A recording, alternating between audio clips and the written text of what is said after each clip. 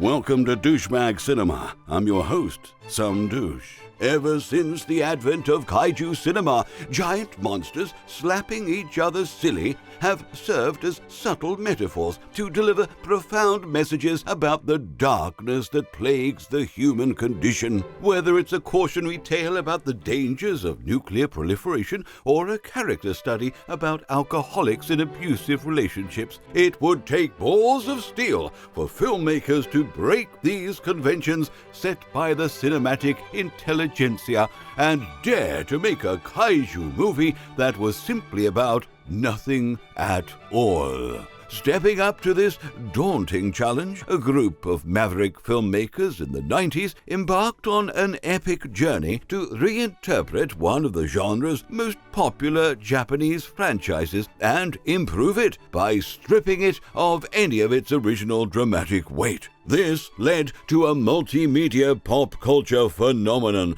that culminated in the most successful of intentionally shallow kaiju movies, Mighty Morphin Power Rangers, the movie.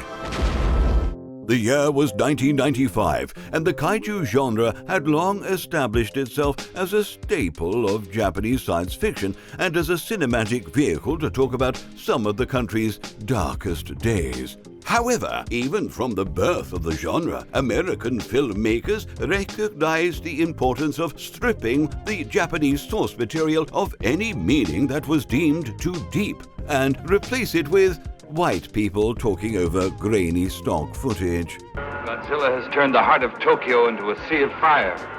Beneath the flames, thousands lie dead or dying. In his book, The Kaiju Film, Jason Barr explains the imposition of an altogether new language geared toward marketing rather than authenticity stripped away significant meaning from the kaiju genre, allowing American audiences to place their own meaning on the film. Numerous themes and ideas were quite literally lost in translation. 水爆実験が続けて行われるとしたら、ゴジラの同類がまた世界のどこかへ。He claimed he saw a monster, a horrible monster. He saw a monster. He's had too much sake. By removing any mention of Godzill's nuclear origins, along with any traces of the social commentary regarding Japan's collective trauma over the destruction of Hiroshima and Nagasaki, American producers were able to focus on the elements of the film that would matter more to a Western audience, namely how badass the monster looked. Neither man nor his machines are able to stop this creature. The financial and cultural success in the West of 1956's Godzilla, King of the Monsters set a precedent early on in the history of kaiju cinema for American filmmakers. For now, they were not only encouraged to strip the genre of its original meaning, He saw a monster. He's had too much sake. but felt that it was necessary in order for men in rubber monster suits to ever find success in the West. It was this mindset what led to 1993's incredibly successful Americanization of Japan's Super Sentai Ranger, which became known in the States as Mighty Morphin Power Rangers. Continuing the tradition set by the American Godzilla, producers for the Mighty Morphin Power Rangers diligently studied hours upon hours of the original Ranger television series in order to identify which elements were the most thought-provoking, so they could cut all that nonsense out and concentrate on them dope monster fights.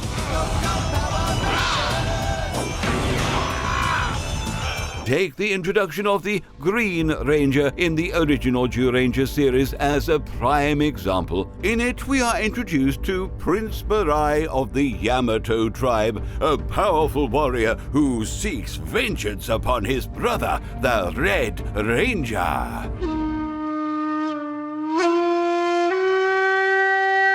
You see, in the Japanese version of this tale, the Green Ranger and the Red Ranger were born 8 years apart to the same parents. However, when the Red Ranger was still a baby, a powerful king, unable to have children of his own, took the baby as his adopted son. When the boy's real father rebelled against his king, he was violently murdered in front of an infant Green Ranger. In the years that followed, the Green Ranger lived as a resentful outcast of the kingdom, while his brother lived in the lap of luxury with his surrogate father. This fueled the exiled sibling to train and one day avenge the death of his father and punish all who profited from his murder, including his very own brother. あいつも10レンジャーだったのか。よかったじゃねえか。仲間が一人増えたんだぜ。 Billy, you delusional dumb bitch. 地獄へ行け、10レンジャー。 It is this deep-seated hate that Barai has against his brother what fuels the beginning of the Green Ranger storyline in the original series. It is a motivation that gives an emotional weight to the battles the Power Rangers have with their self-declared nemesis. However, when it came time for American producers to adapt the series for a Western audience, they recognized the historical importance of stripping the Japanese original of any of its intended themes in order to improve upon it and deliver a product that would be easier to assimilate by a young Western child. Time to meet the Green Ranger! Long live Empress Rita! By making the Green Ranger a brainwashed puppet of the villainous Rita Repulsa, the producers of the American Power Rangers were successfully able to deliver the same high-octane level of kaiju fights without troubling Western children's minds with such morally ambiguous characters such as Barai. 貴様が憎い。父を殺され、王になれなかった恨み、今思い知るがいい。 When dissecting what makes a tragic character compelling to an audience, ancient Greek philosopher Aristotle wrote, "The character must be a man who is not eminently good and just, yet whose misfortune is brought about not by vice or depravity, but by some error or frailty." However, one does not become a maverick storyteller by dogmatically following 2,000-year-old books, but by redefining what makes a tragic character compelling to an audience. With this in mind, the resolution to the battle of the Green and Red Rangers was reimagined from being about two brothers forgiving each other and overcoming their dark past. 両親を失い、俺は誰かを憎まずにはいられなかった。 だからお前を。でもそれは間違っていた。To a bunch of teenagers breaking a magic spell that was making the new kid in school do bad things. You're no longer under Rita's power. Look, Sword You're watching History in the Making, Alpha. Despite this success, American producers had higher goals than to simply rehash old kaiju footage into meaningless content, but rather to use the language of the genre to create completely new, meaningless content. Hi, honey, I'm home. However, the problem with creating something entirely new is that it is far more expensive than merely slapping a voiceover on Japanese stock footage. This represented a formidable challenge for filmmakers who had to figure out how to make a film about monsters destroying cities in the most cost-effective way possible. Watch how having the nefarious Ivan Ooze destroy the Rangers' command center and fatally injuring their leader gives the filmmakers the perfect excuse to deprive our heroes of their powers and ship them away on a mission as far away from expensive California production costs as possible, the Australian outback. Look at this place. It is here, in this financially convenient filming location, where our heroes will spend most of the running time of the film. A cost-saving measure at first glance, however, a great opportunity to know more about our protagonists through the actions they take in order to survive in the wild. All right, bonehead. In his writings on the subject of the relationship between dialogue and characterization, Robert McKee explains, a character's knowledge tends to be expressed in the names of things, nouns, and verbs, while a character's personality tends to be expressed in the modifiers that color those nouns and verbs. Yo, Fossilhead, I've got a bone to pick with you.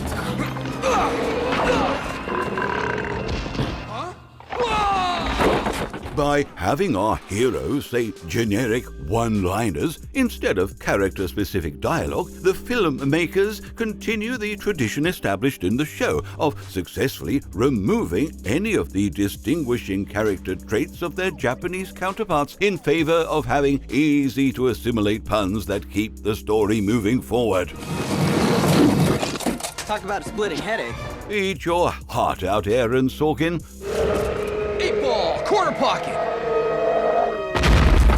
Having successfully killed enough screen time in the woods, our protagonists are rewarded by having their powers fully restored, enabling them to finally confront the fiendish Ivan Ooze, who seems to be the only character to remember he is in a kaiju movie.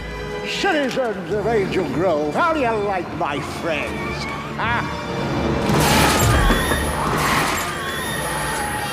Now, it is important you don't mistakenly think of the shoddy CGI of Ooze's monsters as a product of its time, for this film was released a full 2 years after the groundbreaking effects seen on Jurassic Park.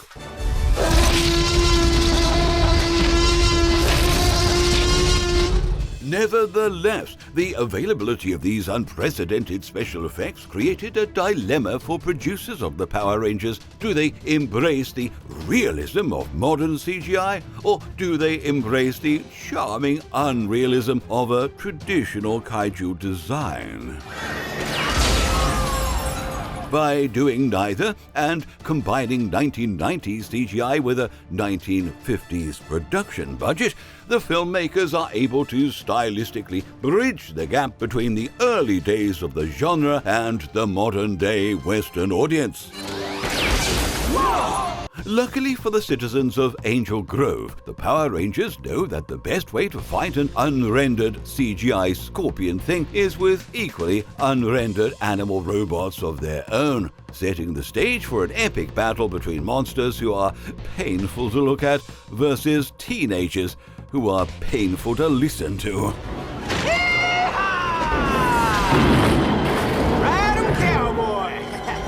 But despite our hero's valiant effort, any fan of the genre knows that a kaiju fight isn't finished until we've seen the monster's final form. Traditionally, this is when the kaiju is at its most dangerous, viciously attacking its opponent with its increased strength and violent outbursts of primal rage.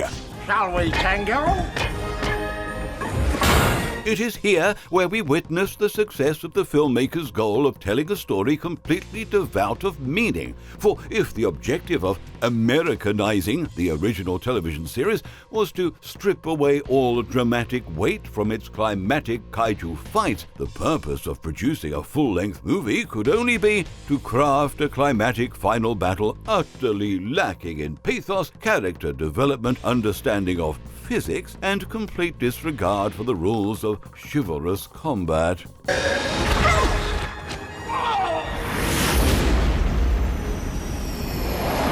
In the 23 years since its release, there have been many kaiju films that have attempted to build a franchise upon using their cinematic monsters as either analogies for real-life problems or catalyzers for personal growth among protagonists. However, none have been able to replicate such an extensive multimedia franchise based on such a hollow narrative foundation as the mighty Morphin Power Rangers.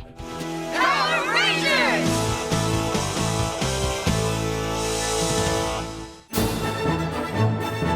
that's it for this episode of Douchebag Cinema. Until next time, keep it douchey. Today's episode was sponsored by absolutely no one. Don't forget to use the promo code douchebagcinema at no website whatsoever to get absolutely nothing in return.